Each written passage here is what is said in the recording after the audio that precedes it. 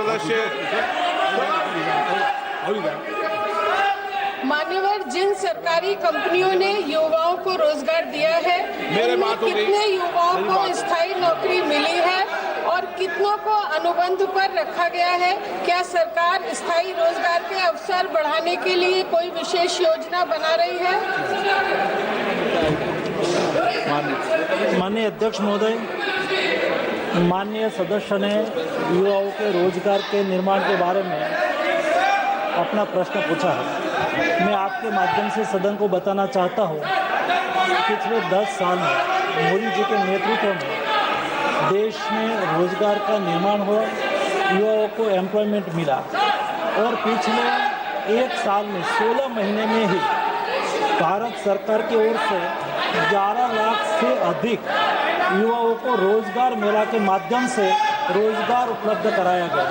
माननीय अध्यक्ष महोदय, मैं उसके आगे बताना चाहूँगा कि यूपीए गवर्नमेंट के दरमियान 10 साल का हिसाब किताब करें तो 10 साल में केवल 3 करोड़ रोजगार निर्माण हुआ था, जॉब निर्माण हुआ था। लेकिन मोदी गवर्नमेंट ने 1 दशक में, हम नहीं कहते हैं माननीय अध्यक्ष महोदय, रिजर्व बैंक ने एक क्राइम डेटा डिक्लेयर करा है और रिजर्व बैंक आज से नहीं है, रिजर्व बैंक आज़ादी से के समय से है और प्रतिवर्ष एम्प्लॉयमेंट के बारे में वो डेटा रिलीज करते हैं। माननीय अध्यक्ष महोदय, मुझे बताते हुए खुशी हो रही है कि पिछले 10 साल में रिजर्व बैंक के एस्टिमेट के अनुसार 17 करोड़ से अधिक युवाओं को जॉब प्राप्त हुई, रोजगार मिला। ये हमारी सरकार की युवा लक्ष्य नीति का परिणाम है। माननीय अध्यक्ष महोदय, मैं आपके द्वारा ये भी सूचित करना चाहता हूँ, मोदी जी ने रोजगार निर्माण करा और मोदी जी ने आने वाले 5 सालों में भी रोजगार के लिए कार्य योजना भी बनाई। जब मोदी 3 गवर्नमेंट का प्रारंभ हुआ और मोदी 3 गवर्नमेंट के पहले ही बजट में आने वाले 5 साल में 4 करोड़ से अधिक जॉब निर्माण करने के लिए 2 लाख करोड़ से अधिक रकम से खर्च से प्रधानमंत्री विकसित भारत रोजगार योजना भी अनाउंसमेंट करा और ये योजना का आज बहुत अच्छा नतीजा भी मिल रहा है और आने वाले दिनों में देश में 4 करोड़ नए रोजगार निर्माण में भी ये योजना का महत्वपूर्ण योगदान रहेगा। जिन सरकारी क्षेत्र की कंपनियों ने युवाओं को रोजगार दिया है, उनमें अनुबंध आधारित नियुक्तियों की संख्या कितनी है और स्थायी नियुक्तियों की संख्या कितनी है?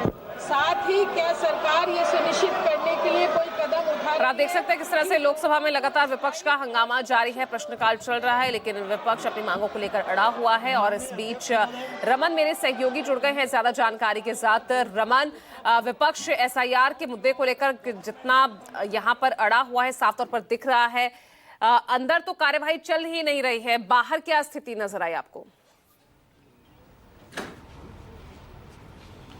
देखिए, संसद के अंदर और बाहर लगातार जिस तरीके से संपूर्ण विपक्ष एसआईआर के मुद्दे पर प्रोटेस्ट कर रहा है और सदन की कार्रवाई नहीं चलने देने की कोशिश कर रहा है। हालांकि लोकसभा अध्यक्ष की तरफ से संसद को, लोकसभा को चलाने की कोशिश की जा रही है, लेकिन विपक्षी सांसद अड़े हुए हैं। विपक्षी सांसदों का हंगामा लगातार जारी है। वो एसआईआर पर चर्चा करने के लिए लगातार सरकार पर दबाव बनाने की कोशिश कर रहे हैं। सरकार की दलील है कि चुनाव आयोग संवैधानिक संस्था है, एसआईआर के मुद्दे पर चुनाव आयोग के फैसले पर हम सदन के अंदर चर्चा नहीं कर सकते। लेकिन विपक्ष की दलील है कि जिस तरीके से बिहार विधानसभा में एसआईआर के मुद्दे पर चर्चा हुई, सरकार उसका जवाब दे सकती है, लेकिन सरकार का साफ तौर पर मानना है कि एसआईआर के मुद्दे पर हम चर्चा नहीं कर सकते, क्योंकि ये एक प्रक्रिया चल रही है और बिहार विधानसभा चुनाव से पहले जो चुनाव आयोग का फैसला है एसआईआर कराने का, वो प्रक्रिया काफी आगे बढ़ चुकी है। चुनाव आयोग उसमें काफी अपने कदम काफी आगे बढ़ा चुका है। ऐसे में हम इस मुद्दे पर सदन के अंदर चर्चा नहीं कर सकते।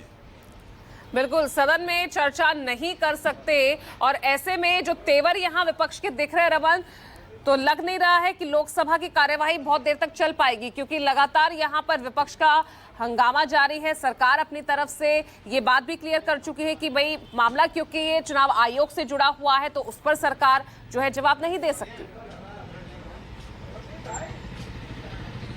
देखिए, विपक्ष की दलील है कि एसआईआर के मुद्दे पे सरकार चाहे तो चर्चा कर सकती है, क्योंकि सभी सांसद, सभी अलग अलग राजनीतिक दलों के सांसद अपनी बात रखेंगे और जिस तरीके से चुनाव आयोग के खिलाफ एक वातावरण तैयार हुआ है, एक माहौल तैयार हुआ है, उससे साफ पता चलता है कि विपक्ष चाहता है कि सरकार को भरोसे में लेकर एसआईआर के मुद्दे पर चर्चा हो और एसआईआर पर चर्चा के दौरान वो अपनी बात पूरी तरीके से रखे। जिस तरीके से 65 लाख वोटर के नाम काटे जा रहे हैं बिहार में एसआईआर के बाद, उसके बाद से इन तमाम मुद्दों पर चर्चा हो, इन तमाम मुद्दों पर सरकार की तरफ से जवाब आए और चुनाव आयोग की विश्वसनीयता पर जो सवाल उठ रहे हैं उन सवालों का जवाब भी सरकार की तरफ से दिया जाए।